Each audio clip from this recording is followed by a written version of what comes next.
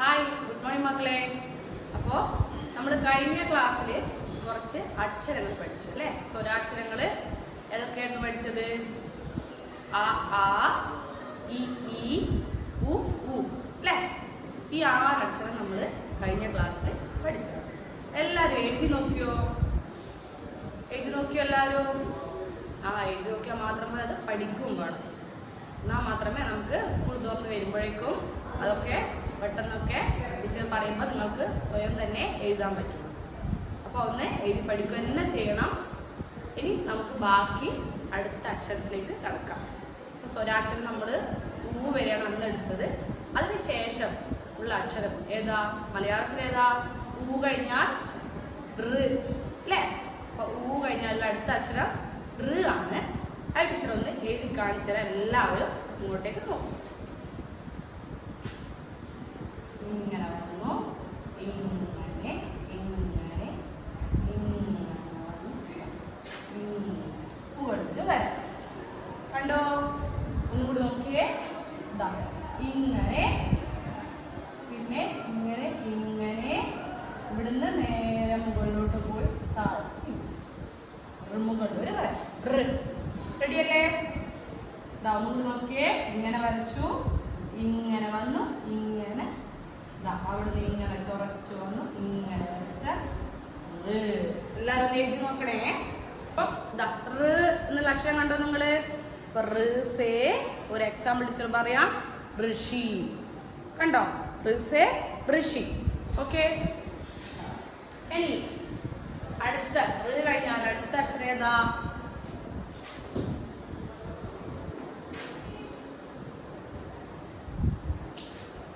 കഴിഞ്ഞാൽ അടുത്ത അക്ഷരം എ അല്ലേ? ഓക്കെ, ഇങ്ങനെ വന്നു, ഇങ്ങനെ ഇവിടുന്നൊരു വര എ. കണ്ടോ? ഏതാ അക്ഷരം ഇത്? എ. ഓക്കെ, ഇങ്ങനെ വന്നു, ഇങ്ങനെ, ഇങ്ങനെ, ഇങ്ങനെ. ഏതാ അക്ഷരം ഇത്? എ. ഓക്കെ, അപ്പൊ എല്ലാവരും എഴുതി നോക്കുക. ഇങ്ങനെ, ഇങ്ങനെ, ഇങ്ങനെ എ. കണ്ടോ? അപ്പോ എ എന്നുള്ള അക്ഷരം നോക്കിയ എല്ലാരും എ എന്നുള്ളൊരു അക്ഷരത്തെ കൊണ്ടുള്ള വാക്ക് ടീച്ചർ പറയട്ടെ. Assay AD. ഉണ്ടോ? എഡി. Assay AD. അടുത്ത അക്ഷരം എ കഴിഞ്ഞാൽ മലയാളത്തിൽ എ കഴിഞ്ഞാൽ ഐ ആണ് അല്ലേ? ഹിന്ദിയിൽ എ കഴിഞ്ഞാൽ നേരെ അടുത്ത വരുന്നത് ഐ ആണ്. കണ്ടോ? എ കഴിഞ്ഞാൽ ഐ. എ എഴുതുന്ന പോലെ തന്നെ എഴുതി മുകളിൽ ഒരു വര ഐ. കണ്ടോ? ചെറിയൊരു വ്യത്യാസമേ ഉള്ളൂ. എ കഴിഞ്ഞാൽ ഐ എന്ന് പറയുമ്പോൾ എ എഴുതുന്ന പോലെ തന്നെ എഴുതുക, മുകളിലൊരു വര ഐ. എളുപ്പല്ലേ? ഒന്ന് എഴുതി നോക്കി എല്ലാവരും. എ കഴിഞ്ഞാൽ ഐ. ഇങ്ങനെ, ഇങ്ങനെ, മുകളിലൊരു വര ഐ. ഓക്കെ, എല്ലാവരും എഴുതി നോക്കിയേ. ഇപ്പൊ മക്കൾ എഴുതി നോക്കില്ലേ ഐ എന്നുള്ള അക്ഷരം? അപ്പൊ നോക്കിയേ. ഐസേ ഐനക്. കണ്ടോ? ഐസേ ഐനക്. അടുത്ത അക്ഷരം ഇനി ഐ കഴിഞ്ഞാൽ മലയാളത്തിൽ ഐ ആണ് വന്നു. ഹിന്ദിയിൽ എ കഴിഞ്ഞാൽ നേരെ ഐ ആണ്. ഐ അല്ല, എ കഴിഞ്ഞാൽ ഐ. ഇനി അടുത്ത അക്ഷരം ഓ ആണ് അല്ലേ? നോക്കിയേ, നമ്മൾ ആന്നൊരു അക്ഷരം പഠിച്ചില്ലേ? അത് പഠിച്ചാൽ നിങ്ങൾക്ക് ഓന്നൊരു അക്ഷരം പെട്ടെന്ന് തന്നെ എഴുതും. ചെറിയൊരു വ്യത്യാസമുള്ളൂ. നോക്കിയേ, ഓ എന്ന് പറയുമ്പോൾ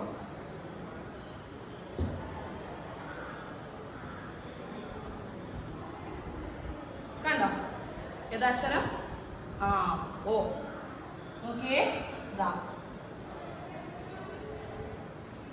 എഴുതുന്ന പോലെ തന്നെ എഴുതി നോക്കിയല്ലേ മുകളിൽ ഒരു വര വരച്ചാൽ ഏതായി? ഓ. ഏതാ അക്ഷരം ഇത്? ഓ. ഓ ഓ എന്നുള്ള അക്ഷരം. ഓനെ കൊണ്ടൊരു വാക്ക് നോക്കിയേ. ഓസേ ഓണ്ട്. ഉണ്ടോ?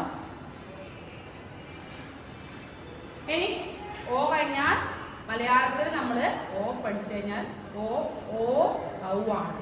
പക്ഷെ ഹിന്ദിയിൽ ഓ കഴിഞ്ഞാൽ നേരെ ഔയിലേക്കാണ് പോകുന്നത്. ഓ കഴിഞ്ഞാൽ ഔ. ഓ പഠിച്ചു. ഓ കഴിഞ്ഞാൽ ഔ എഴുതു കണ്ടോ.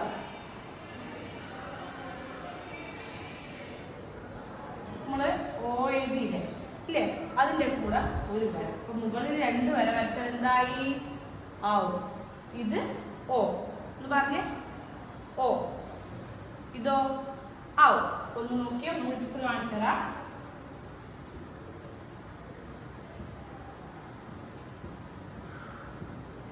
മുകളില് 2 വര, മുകളിൽ 1 വര വന്നാൽ അത് ഓ, മുകളിൽ 2 വര വന്നാൽ ഔ. ഓക്കെ. ഔ. ഔസേ ഔരത്ത്. എന്താ വായിക്കത്? ഔരത്ത്. ഓക്കെ. ഇനി നമ്മൾ പറഞ്ഞു ഓ ഔ. ഇനി അടുത്ത അക്ഷരം അം അല്ലേ. ഓക്കെ. അം എന്ന് പറയുമ്പോൾ ആളിന് അക്ഷരം എഴുതി അതിന്റെ മുകളിൽ കുത്തിട്ടാൽ എന്തായി? അം. കണ്ടോ? അം. ഓക്കെ. അം അം. എന്താ വായിക്കുക? അം. അം. കണ്ടോ? അംസേ അങ്കൂർ. കണ്ടോ? ഓക്കെ. ഇനി ലാസ്റ്റ് അക്ഷരം അം കഴിഞ്ഞാൽ ആ അല്ലേ. ലാസ്റ്റ് അക്ഷരം സ്വരാക്ഷരത്തിന്റെ ലാസ്റ്റ് അക്ഷരമാണ് ആ. നോക്കി എല്ലാവരും.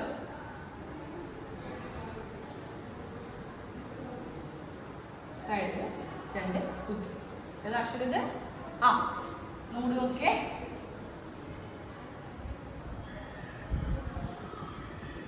ആ കണ്ടോ? ആ. അപ്പോൾ ആ എന്നുള്ള വാക്ക് ഇത് കൂടുതലായിട്ട് സംസ്കൃതത്തിലൊക്കെ യൂസ് ചെയ്യുന്നതാണ്. അപ്പോൾ ഹിന്ദിയിൽ ഇതിനെ കൊണ്ട് കൂടുതലായിട്ട് വാക്കുകളൊന്നും വരുന്നില്ല. അപ്പോൾ ജസ്റ്റ് നിങ്ങൾ മനസ്സിലാക്കാം. ആ എന്നുള്ള അക്ഷരമാണ്. അപ്പോൾ മക്കളെ നമ്മളിപ്പോൾ ഹിന്ദിയിലെ സ്വരാക്ഷരം പറഞ്ഞു കഴിഞ്ഞു അല്ലേ. അപ്പോൾ ഇന്ന് എത്ര അക്ഷരങ്ങൾ നമ്മൾ പഠിച്ചത്? 7 അക്ഷരം.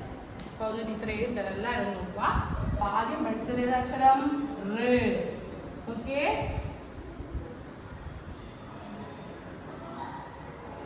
റ്.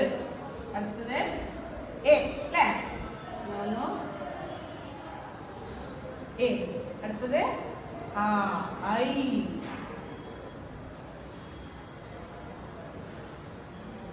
അടുത്ത അക്ഷരം ഓ.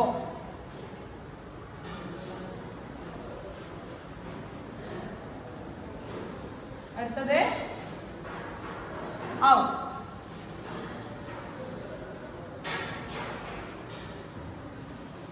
ഔ. അടുത്ത അക്ഷരം ആം.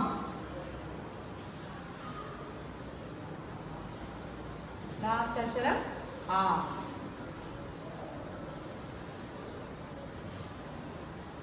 അപ്പൊ മക്കൾ നോക്കിയ വായിച്ചു വന്നേ. ആ ഏത് അക്ഷരം ഇത്? റ്. എ ആ ഐ ഓ ഔ അം ആ. റെഡിയിൽ എന്ത് വായിച്ചു നിങ്ങൾ? റ് എ ഐ ഓ ഔ അം ആ. ഓക്കെ. മനസ്സിലായോ? അപ്പൊ എല്ലാവരും ഒന്ന് എഴുതി നോക്കുക അക്ഷരം. അപ്പൊ ഇത്രയും പഠിച്ച അക്ഷരങ്ങളൊന്ന് അന്ന് പഠിച്ച ആ മുതലൊന്ന് എല്ലാവരും നോട്ടിൽ എഴുതി പഠിക്കുക. അപ്പോൾ ഇന്ന് എടുത്ത ഈ അക്ഷരങ്ങൾ നിങ്ങൾ പ്രത്യേകം 10 പ്രാവശ്യം നിങ്ങൾ എഴുതി പഠിക്കുക നോട്ടിൽ. ഓക്കെ.